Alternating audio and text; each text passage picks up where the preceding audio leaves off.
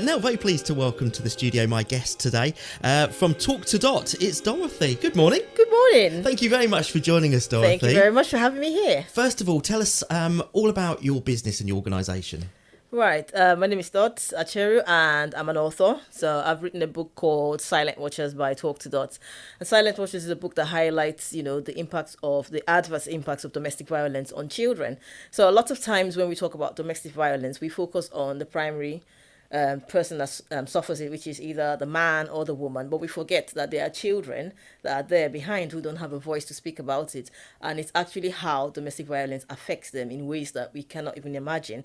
Now, this book is based on my story, but it's not just the usual memoir. It has a lot of learnings and examples, and also offers solutions, like helpful guides that you can use to help yourself. There are questions in there that you could ask yourself if you were confused about, am I really being abused and stuff like that, and then it shows you what to do about it and resources on how to get help. So that's basically what this book is about. That's amazing what you've done here and put this all down in writing, for your own experiences that you've gone through as well. So this is first hand, isn't it? Excellent. And I suppose for somebody reading this, it allows them to identify that maybe they're not on their own in a situation, and someone else like yourself has gone through this. Oh yes, definitely. I mean, that's the idea, because domestic violence thrives on isolation. So people feel like, oh, it's just me, or there's no one else going through what I'm going through. But with a book like this, it shows that there's so many people, and there's questions there where when you read, you'll be like, oh, I recognize this. I've seen this in my relationship, or I've seen this in someone's relationship.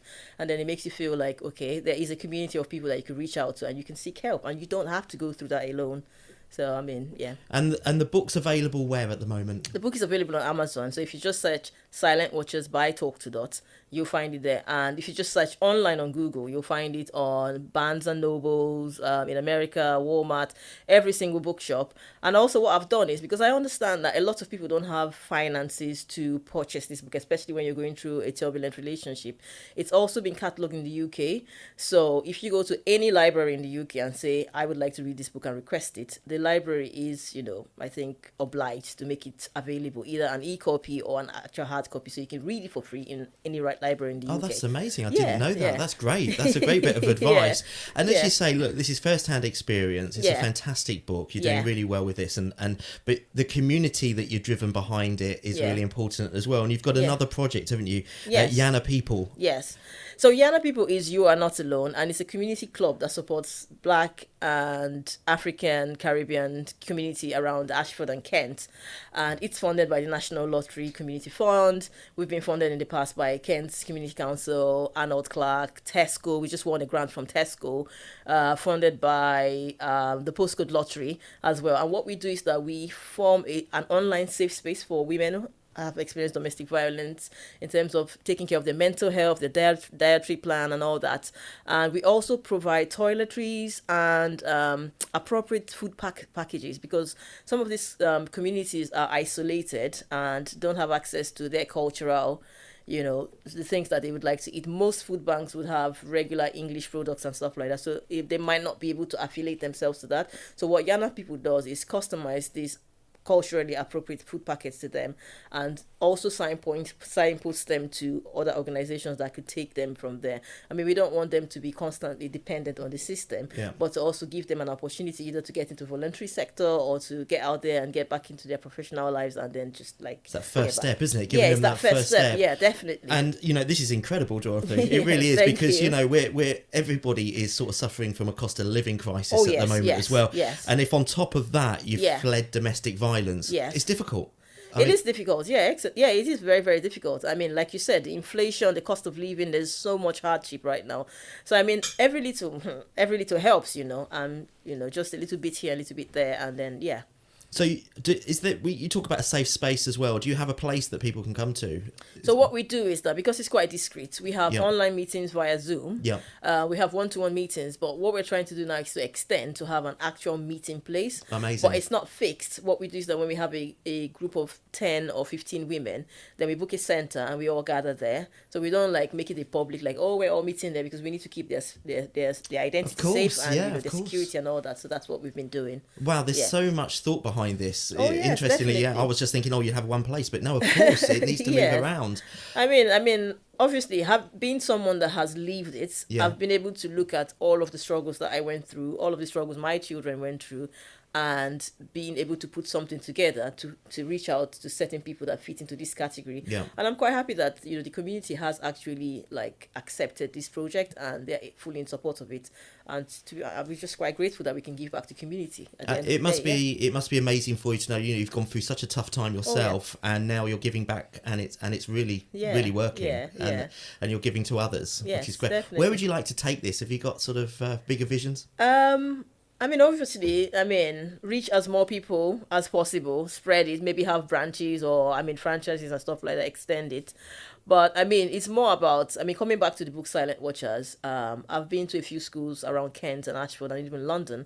And what's happening is that most of the head teachers have bought copies of my book and made it like a training manual for the teachers. Because a lot of times professionals can see children that potentially they feel something's not right at home, but until a parent actively comes out to talk about it, teachers can't do much. So the book has appeared in a lot of newsletters in schools, around primary schools in Ashford, and they signpost parents that they think might be going through that to say, have you read this book? And then that's an eye-opener, because people don't understand that domestic violence can impact even a couple of weeks old fetus and actually alter their DNA and their genetic makeover. So people, moms and dads, will say, I'm staying in that relationship because my children need me. But then when they see that staying in there is potentially destroying your child for the rest of their lives, and maybe the next generation, they're like, oh my God, I didn't know that was this bad. I need to help my child. So that's what we're trying to do. I suppose it's important to mention as well, domestic violence is not always just physical, it's mental, isn't it? It's mental as well. And I'm glad you said that, because when you talk about domestic violence, a lot of people don't know that they're going through domestic violence. I didn't know for a long time, because I thought, when you say violence, physical violence, but there's the non-violence side. So my book actually focuses on the non-violent side, so that people can see, oh wow, that's me there.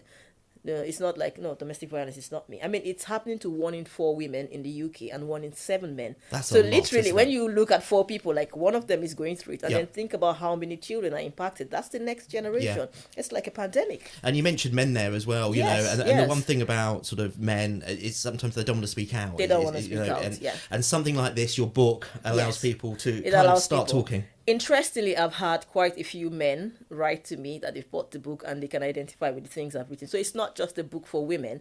It's a book that you just need to make it gender appropriate, and you find out that you might be going through the same thing. And what I do is that, because my community club focuses on women, when I get men coming to it, I'm in partnership or I'm in contact with lots of charities that focus on men who have experienced domestic violence. So I signpost them to these charities so they can get help, because with women, we're emotional. We'll somehow find a way to talk about it. With men, they have their pride and like, no, I'm not being abused. I'm not going to talk about it. But when they're in a forum with lots of men saying, I've been through this. This is what you can do about it. Then they open up. So that's brilliant. Yeah. Oh, look, this is fantastic work, Dorothy. And is there more to come? Are you thinking about writing another book? Well, I mean, when I wrote this book, I didn't know it was going to go that far. But I mean, it's selling on Amazon. I'm winning awards. You know, schools are taking it up. I mean, being on radio stations, different ones. And I think, I've asked people on my social media to say, what areas in terms of relationship and turbulent relationship do you want me to focus on? And I've had quite a few ideas, like the process of divorce, financial abuse, and this just a whole lot of things, areas.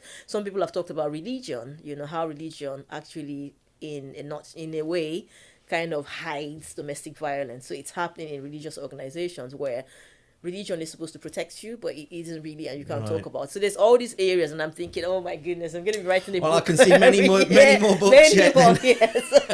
It's fantastic. Well, it's a pleasure having you on. Oh, excellent. Congratulations on the book. Thank you. And more importantly, you know, thank you for the hard work that you're doing to really tackle domestic violence. Yes. Keep in contact with us. Again, this book, Silent Watchers, is available in Amazon. Excellent. If you can't afford it, go to your library by the sounds of the thing as well, and get them to get it for you. Brilliant. Dorothy, thank you so much. Keep in touch.